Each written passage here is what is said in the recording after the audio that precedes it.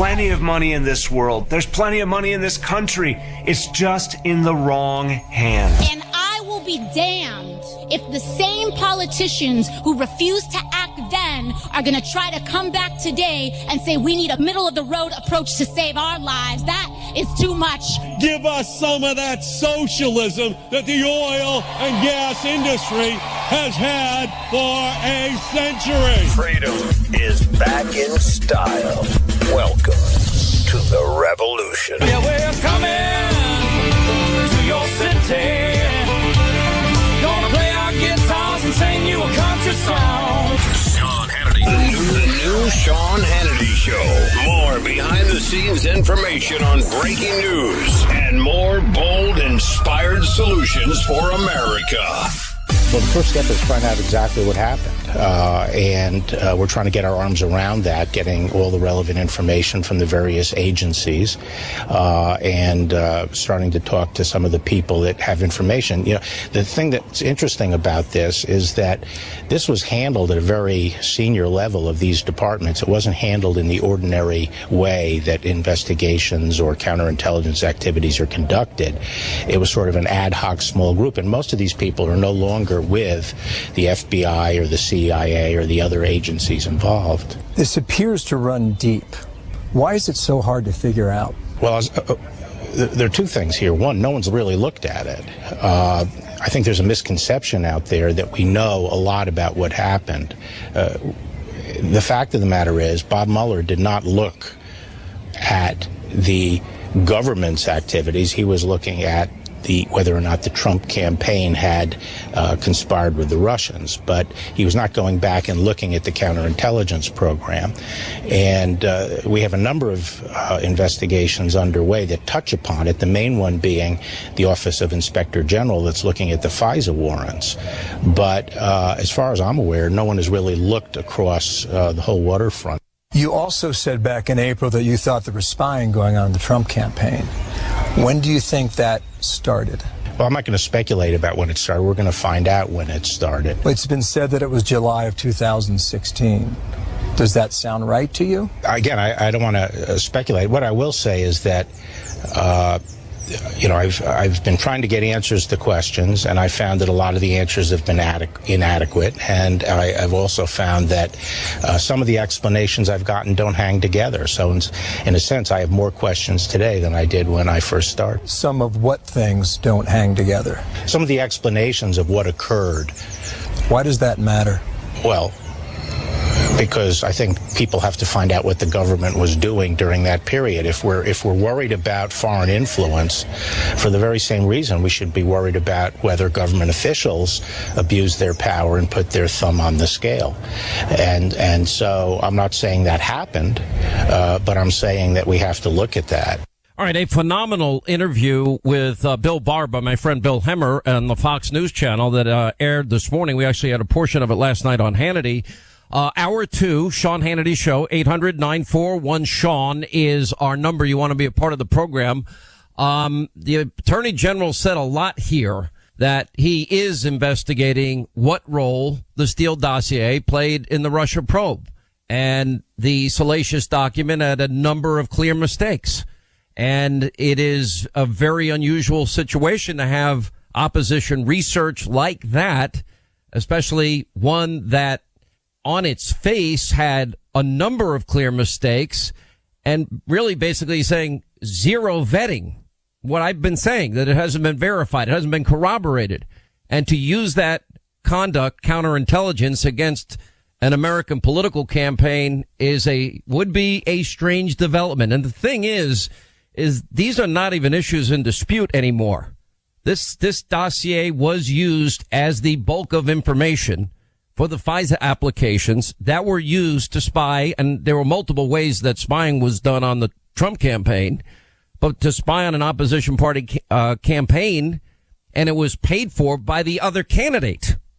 And it turns out, through funneled money from a law firm to a op research firm to former MI6 officer Christopher Steele, who himself doesn't stand by his own dossier.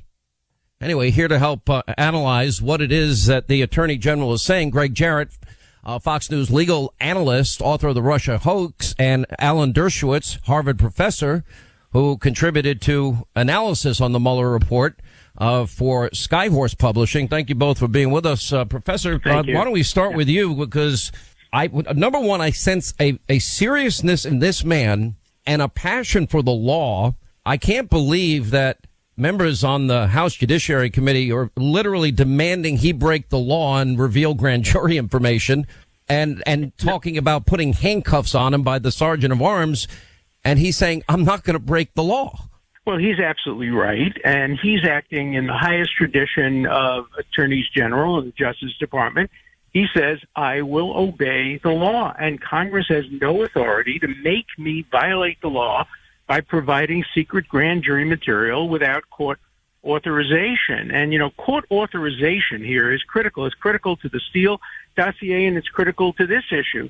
The big problem with the Steele dossier is not only that it is deeply flawed, it's that the people who sought the warrant knew it was deeply flawed and failed to tell the FISA court about it. It's the failure to disclose to the FISA court what they knew about the source of the Steele dossier that makes it into a very, very serious violation of civil liberties and something that the FISA court should be extremely concerned about. We're all waiting, obviously. It seems to me, though, we've had revelations, Greg Jarrett, in the last week. Well, actually, over the last number of weeks that are stunning to me. One Bruce Orr closed-door testimony said he warned everybody. Hillary paid for the dossier. It's unverified. Steele hates Donald Trump. And that was in August of 2016. Now we learned that, in fact, a State Department official had literally met with Steele, this Kathleen Kavalek, and in fact warned the FBI 10 days prior to the first FISA application being filed and signed by Jim Comey, which again, at the top of the FISA application, it says verified. It's an unverifiable document if its author doesn't stand by it. And also Jim Comey in January of 2017 went to Trump Tower and said, yeah, there's this dossier. It's salacious and unverified.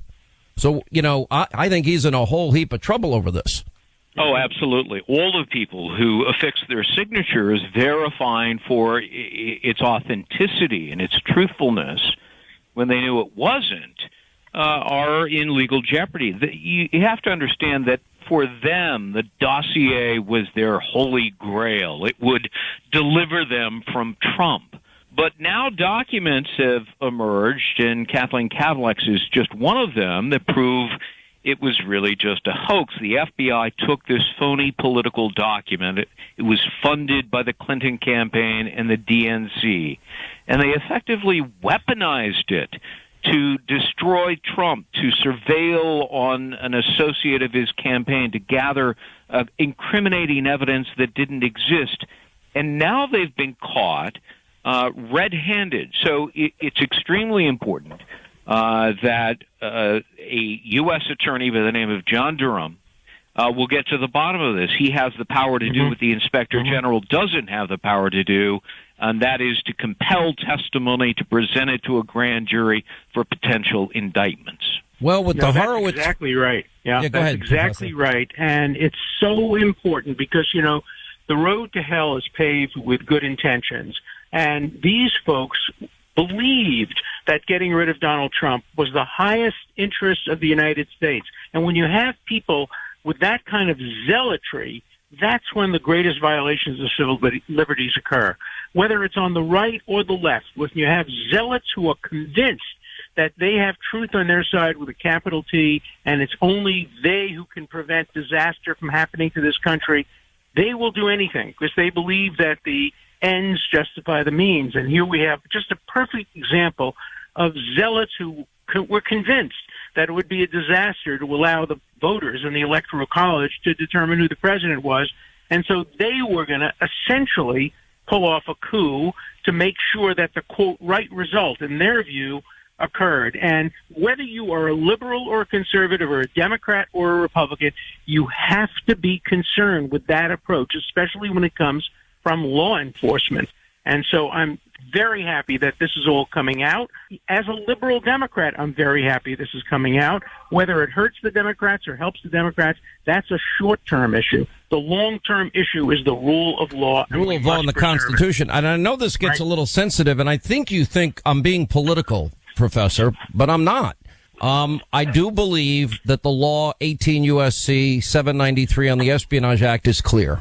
And we do know that there were top secret and classified documents on Hillary's private server. And the subpoenaed emails that were deleted, the bleach bit, the hammers to devices, and the SIM cards being removed, that would be intent and obstruction, the intent obviously being to destroy evidence. That's not political to me. Well, I'm happy to see it investigated. I'm happy to see everything investigated. Let the chips fall where they may. Make sure that the law is equally applicable to Democrats and Republicans. Agreed. That there's no thumb on the scale of justice. That's None. where we agree. We agree. Yeah. And Greg, but I think you're more convinced as I am. Oh, I absolutely am. As I point out in the book, there are 7 potential felonies that Hillary Clinton committed, and some of them she committed in the case of the statute you pointed out, 793, 110 times. You see, there are 110 classified documents that Comey found that were on her private server. So that alone would render arguably 110 felony counts on a single statute. So, nobody's above the law. You don't get a get out of jail free card just because you're running for president of the United States and, oh, gee, it's all over and, let bygones be bygones, which was Trump's mistake after the election. And so, I think this needs to be investigated thoroughly, and I hope it will be. All right, got to take a quick break. We'll come back. We'll continue with Greg Jarret and Professor Dershowitz on the other side here on the Sean Hannity Show.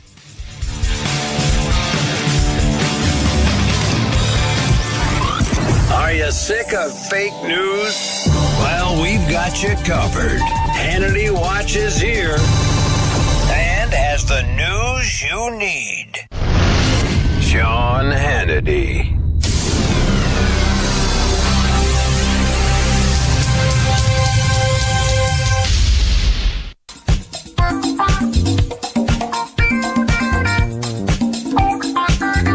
All right, as we continue with Greg Jarret and Professor Alan Dershowitz, I guess at this point, and I'll go to Professor Dershowitz first on this, I don't see how those people, I look at this, it's all premeditated to me. If you're warned about the dossier, you purposely hide where it came from. They didn't put a big Hillary Clinton paid for this, and they knew it, and they're testifying in that application that it is verified and corroborated, and it's not. And they do it because of a political agenda. And we know the people involved had a political agenda against Donald Trump in this particular case. You're talking about really an attempted coup against the president of the United States, or a candidate at first, then a president-elect, then a president. Am I overstating that? No, I think you're also talking about a fraud on the court. And it's so important to emphasize that the FISA court takes its applications ex parte. That is, there's no adversarial system. So the other side never has a chance to respond. That's why people who file applications for FISA warrants have a special obligation, more than they would at a trial, more than they would in other proceedings where the other side has a chance to respond, to be completely candid, completely thorough, to tell not only the truth but the whole truth, and never to deny the court negative information that might impact on a decision not to grant the warrant. That's what's so important, and why this is such a violation of civil liberties, and why it's important for the Attorney General and the Inspector General to look very, very hard on this, and also for the FISA court to look very, very hard on this, and perhaps think about some contempt proceedings. Greg, how many felonies could we possibly be talking about here? Well, fraud on the court, conspiracy to defraud, deprivation of rights under color of law. It could be, perjury. I mean, they signed their names to this, or at the very least, making a false and misleading statement. It's also obstruction of justice. They're actively interfering in a judicial process by concealing evidence and deceiving judges. So I identify 6 felonies in my book. There could be more, but these are as Professor Dershowitz points out, these are very, very serious violations. It is almost comical now that James Baker, the former general counsel of the FBI, is out there trying to rationalize what are, to me, corrupt acts. And I don't think anybody's buying it. I mean, especially since none of these guys can seem to get their stories straight. They're pointing the finger of blame at each other, Comey and Clapper and Brennan. But as I but it's even worse than that. You've got Strzok and Page pointing right at Loretta Lynch, saying she rigged that investigation. So you're saying nobody's buying this? Yeah, but you're saying nobody's buying this. People are buying it because people have taken partisan views of this. And if the goal was to get Trump, then everything goes. Then we don't care. We're not interested in civil liberties or what happened. And so people are buying it. And I think it's very important to keep emphasizing how the court was misled and how they failed to provide all the information necessary for the court to make the kind of decision it's supposed to make on an ex-party basis. Greg, what's your response to that? Yeah, the professor is right. The mainstream media seems to be buying what James Baker is peddling. Democrats are certainly buying it. But I don't think that a judge would buy it, the FISA court would buy it, and I don't think an inspector general has bought it, and I think he's probably finished his investigation. And when John Durham reviews it, I'm completely confident he ain't going to buy it. So I think there will be criminal referrals. All right. I want to thank you both for being with us. Professor Dershowitz, thank you. Greg Jarret, thank you. Greg, you're going to stay with us as we continue and talk about the Russian intel operations expert. We're going to talk with Scott Eulinger, who's going to join us next as we continue, and much more straight ahead.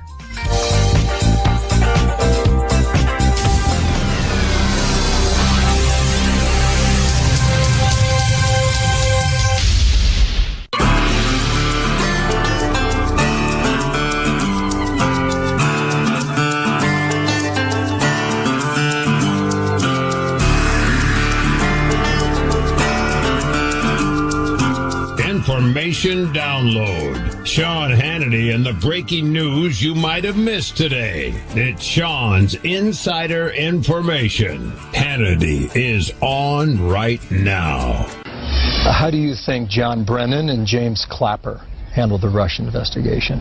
Well, again, I don't want to speculate about the facts at this point. At all?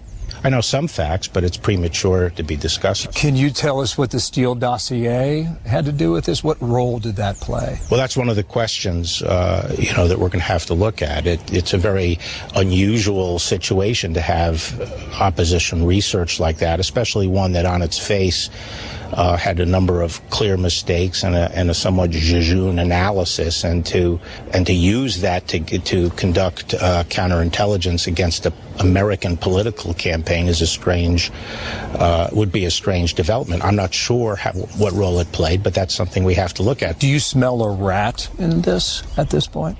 I don't know if I'd describe it a rat. I would just say that the answers I'm getting are not sufficient. Just to follow up on that, Republicans have said for months that these men, Brennan, Clapper, maybe James Comey, had it in for Trump. Do you think that's true? Again, I'm not going to speculate about their motives. In the period of time between Election Day and the inauguration, did anyone in government or in intelligence, did they take action to justify their decisions? Between Election Day, did you say? Between Election Day of 2016 in November and Inauguration Day. I think there were some very strange developments during that period. That's one of the things we want to look into. Such as? Such as the handling of the meeting on January 6th between the intelligence chiefs and the president, and the leaking of information subsequent to that meeting. Was that meeting in New York City? Yes. In Trump Tower? Yes. What questions do you have about what happened that day? Again, I'm not going to get into that. But it's on your mind? That's one of the things we need to look at. Can you characterize how far advanced you are in understanding that meeting? We're still in the stage of gathering all the information. Horowitz has already concluded that the final 3 FISAs were completely illegal. He's now on the brink of finding that the first FISA was completely illegal. Durham has already used a grand jury in Connecticut. They've already gotten documents. He's already talked to the intel people. How long has this been going on? Do we really know how long this? Durham's been working for a couple of months. So the bottom line is this. This is now big time. This is where Brennan needs 5 lawyers. Comey needs 5 lawyers. Are they lawyered up sufficiently? Well, I hope Comey has someone other than Mr. Richmond to whom he leaked his memos. All right, that first was Bill Barr. I mean, him on FISA, it is mind-numbing what he's saying, because everything we said is going to happen is happening. And then Joe DeGeneva, that Horowitz has already concluded that the final 3 FISAs were completely illegal, and Durham has already has convened a grand jury, and he's working now for a couple of months. And he made those comments on Fox. I mean, pretty amazing stuff. We continue with Greg Jarret, author of the #1 bestseller, The Russia Hoax. Scott Eulinger is with us, retired CIA ops officer, Russian intel operations expert. And welcome to you, Scott. Let me ask you this. When the New York Times reports, especially on the FISA issue, which is now really becoming a focus for everybody, that it's likely Hillary bought and paid for Russian disinformation, and it becomes the basis of a FISA application, that is even worse than what we thought. We're not supposed to have foreign spies, putting together dossiers that are full of lies in the first place. And in an interrogatory, Chris Steele said he doesn't stand by his own document. Then it's used as the basis for a FISA warrant. It's an unverifiable document. They don't tell the FISA court, as we discussed the last half hour, that Hillary paid for this thing. And yet they spied on a political campaign. I mean, it's kind of scary to me. It's absolutely, Sean, and it's incredible that this happened. I mean, the Steele dossier, for an intelligence professional like myself, I realized it was garbage more than 2 years ago, because Christopher Steele was literally speaking to former Russian officials on in an open channel. He was not having a clandestine meeting. So why would you think that any official Russian would give you anything other than what Vladimir Putin directly wanted to get out to us? And that's the whole point of having clandestine sources. They provide you information that is compromising. But calling someone up on a telephone in London to Moscow, you're not going to get a real scoop from somebody that way. So the Steele dossier was inherently poisoned from the get-go. Well, you're a retired CIA ops officer, Russian intel operations expert. I've been told by many people that know that Russia has done this, not just to us, to everybody. And I go back and I'm like, in 2014, before the 2016 election, Devin Nunes, then House Intelligence Committee chair, was saying they're going to do it in 2016. And that's under Biden Obama. All of this happened in Brennan and Clapper and Comey. And I'm just like, now all of a sudden it becomes they try to throw this somehow on Donald Trump when they had a duty and obligation, did they not? If the head of the Intel Committee knows, they've got to know too, don't they? Or am I just inferring something that wouldn't be true? No, that's absolutely true. And in fact, the Obama administration dropped the ball by de-emphasizing the danger of this before 6 months before the elections took place. But anyone who understands the way the Russians operate knows that they've been doing this since, the Russian Revolution. I mean, the whole reason they subsumed the Iron Curtain was because they rotted those governments from within, the countries like Czechoslovakia, Poland, and then eventually brought them into the Soviet Empire. So they're old hands at disrupting internal government functions and affecting political perception. Greg, I mean, this gets into all of this. I don't understand why America is still hackable. Does that make sense? I think I read we have 250,000 IT employees for the federal government. I always view America with the belief that we have the best of the best. But you have these instances where we keep hearing about our top secrets being hacked into. I know there's some very smart, creative people out there with nefarious intentions that always want to hurt us. But after you get hacked 100 times, do you not say we're allowing this to happen? Why haven't we built the defense systems up to prevent this from happening to us? And maybe it's a moving target, I assume, at all times, but still. It is.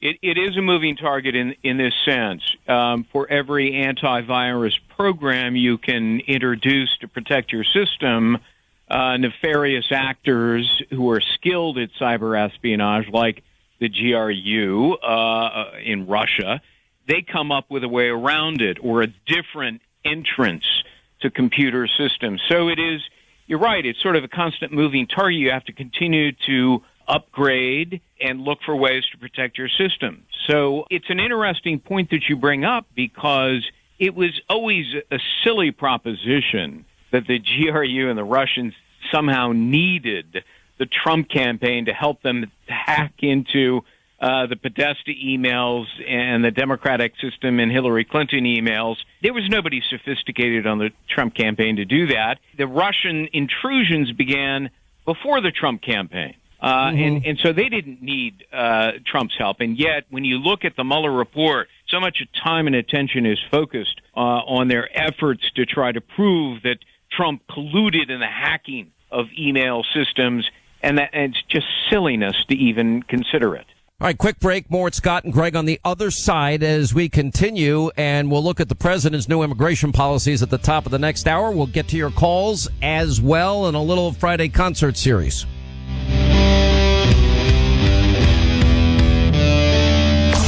The final hour of the Sean Hannity Show is up next. Hang on for Sean's Conservative Solutions.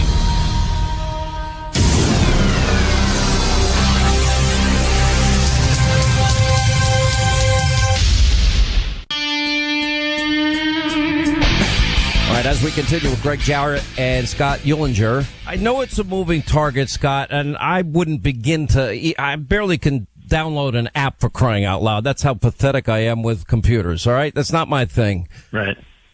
My young kids, can you do this for me? That's what I say all the time. Just you do it. And I think I'm like a lot of people. I know the level of sophistication. I've had people on this program say that every phone call, every text, every email is recorded. Every single, and stored, and mega data stored, and even our own government does it all. And I'm fine with having the best intelligence. I believe we have the premier law enforcement agency in the world with the FBI. I really believe that. And the 99.9% that should never be tainted by what some bad apples did at the top. And I really believe that. It pains me to ever even talk negatively about this great agency that in any negative way, but abuse of power occurred. And I believe with the intelligence community too, the world's premier intelligence community. But those tools are so powerful. If we turn them on the American people, or we use it for nefarious political reasons, at home, everything we stand for is a constitutional republic. All of our rights, they're not only diminished, they're destroyed. And that seems to have happened. That's right, Sean, and that's why I'm very alarmed at everything we've been seeing with this with the Russian collusion hoax from the get-go. I'm really glad that you've been sounding the call for going on 2 years now, because this is the worst political scandal we've ever had. I mean, this is unprecedented for the CIA to be doing things like installing spies to entrap people in a political campaign. Now, usually the CIA and even the FBI are bureaucratically, sometimes they're relatively risk averse. I mean, they want to avoid what they call the, quote, appearance of impropriety, unquote. And sometimes that can be even at the expense of not always performing the mission. But here we have the opposite. We have people dedicating the tools of the intelligence community to spying on a U.S. political campaign, which is inconceivable. If you told me 15 years ago when I was in the agency that this would be occurring, I would have refused to have believed it, because I saw the agency sometimes be very risk averse. But in this case, they're willing to do something which is not only far beyond their mandate, but is illegal. And yet they did it because under the Obama administration, the entire intelligence community, whether it's the FBI, the CIA, or the NSA, had become thoroughly politicized. And this is what the American people now have to live with. Greg, I wonder now, I wonder if in the end we actually have to weaken, our great work because of a few bad apples. In other words, with the protections that we now need to put in, well, let's start with surveillance. All the unmasking that took place, a 350% increase in unmasking in 2016 alone. Samantha Powers, 300 separate unmasking requests. I don't want the talent of this agency in this ugly, evil world we live in, starting with the bad actors in Russia and Vladimir Putin himself. By the way, and we can bring him to his knees. We will outproduce him energy-wise, and that's it. We would cripple their economy. That's how you defeat Russia. But putting that aside, and I just wonder now, what is the antidote? How do you put in the protections and still do the hard job of intelligence? Well, exposing corruption tends to put a stop to what I refer to as power creep. And it happens in agencies like our intelligence community, the CIA, the FBI. It's happened before when misconduct and corruption has been exposed. Congress has taken actions to limit powers and accountability, congressional oversight. And this happens every, 20, 30 years. It happened about that time back in the 80s when we learned of corrupt acts. And so it's going to happen again here. We have now learned that, as Scott said, our intelligence community became politicized and weaponized improperly and illegally under the Obama administration. And exposure is the only antidote because that precipitates restrictions and changes and oversight. Well, let me ask you this, Scott, because how bad is it?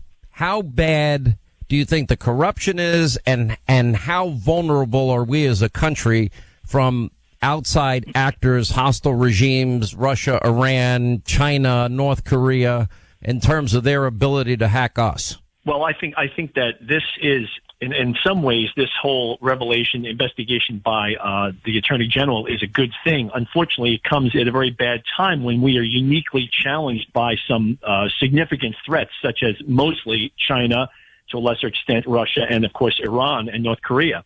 I'm hoping that was said before, by exposing this corruption to the sunlight and having real reform made, we will reduce this politicization, which will automatically increase the effectiveness of our intelligence community, because we very much need it in today's dangerous world. The curse of any intel service, and I've seen it in my career all over the world, is politicization. Once a service becomes politicized, it is usually the path to ruin, and that service becomes marginalized and ineffective. So hopefully Barr will put a stop to this. We'll have a thorough investigation. People who misbehaved will be punished severely, and then we can move on and have enhanced security for everyone. Well, I want the right thing. I love this country. I love the people that work for this country and protect us and show us all the courage.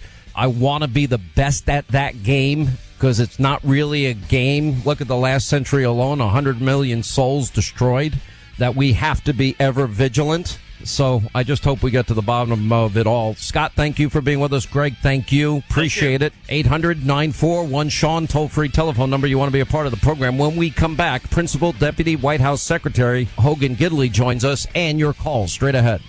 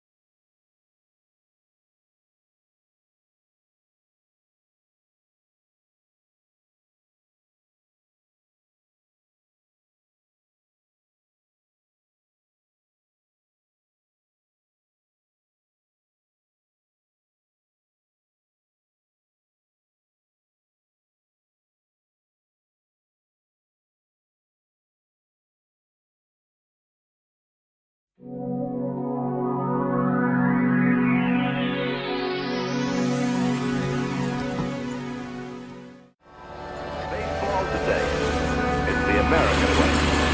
Of course, the next best thing to a seat in the stands is a seat in front of a 19-inch RCA Victor television. One more day to Labor Day weekend, the traditional occasion for tasty outdoor barbecues or picnics.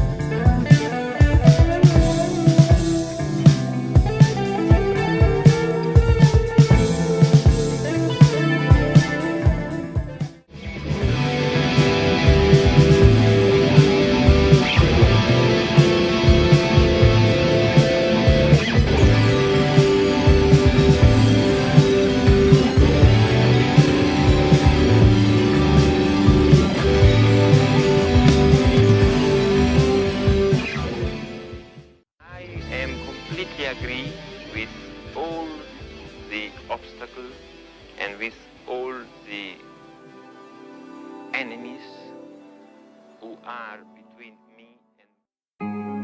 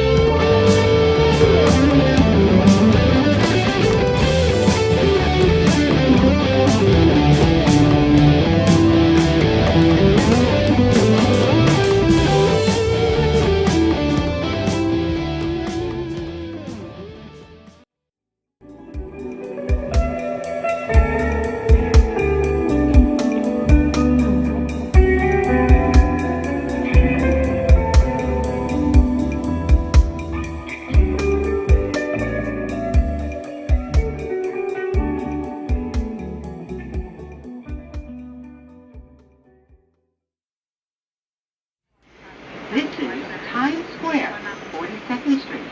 Transfer is available. 1,